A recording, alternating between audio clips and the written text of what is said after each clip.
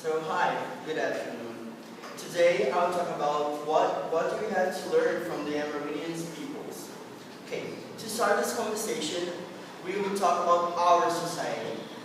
Okay, our modern capitalist society is a great promoter of individualistic thinking. Under its regime, we all need to own, to have, to sell, to keep as much as we can and in abundance. In addition to that, all individuals are trapped in a mode of production based on an increasingly exploitation of nature and its natural resources. Well, that lead us certainly to huge problems. Recent ones are climate change, unnatural disasters, non-stop deforestation caused by the agribusiness sector, and other alarming issues like intense heat waves. It's important to keep in mind that we, in the global south, are always the first to face the disastrous consequences of capitalism. This happens due to the inequality between the central economies of global capitalism, such as USA and Germany, and the peripheral economies like Brazil and Ecuador.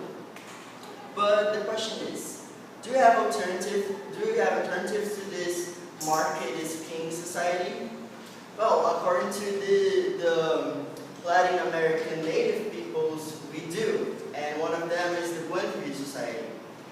The cosmovision or worldview of Buen describes a way of living that is community-centric, ecologically balanced, and culturally sensitive. According to leading scholars on the subject, the Buen is not. It's different from the Western notion of welfare states. These are not equivalent at all. That's because with Buen the subject of well-being is not about the individual only, but this person in its social context of the community and in a unique environmental situation. But Mateus, you may ask, how does it work? Well, firstly, I like to say that when Buen comes out in the question, in the discussion, people may think that this ancestral way of living requires some sort of return to the pre-colonization indigenous society. But this is a wrong conception of it. In fact, theoreticals defend that the Buen is more about the philosophy of life that the native peoples present. And take property, for example. According to Buen humans are never owners of the earth and its resources. This plays against the anthropocentric idea that is now widely sustained in our social and economic circles. And final question, Mateus, do we have examples of Buen nowadays? Take Ecuador and Bolivia, for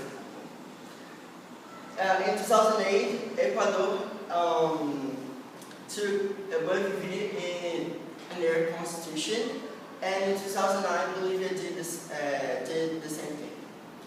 While in Ecuador, Buen comes in some sort of rights like health, education, participation, freedom, and rights of nature, what they call Pachamama. In Bolivia,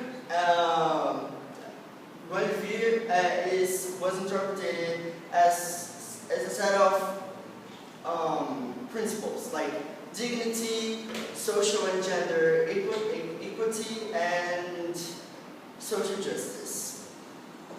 In conclusion, if you want to live your best lives, changes are needed, and that includes essentially a new hegemonic way of thinking and a new relation between our society and the environment that surrounds us.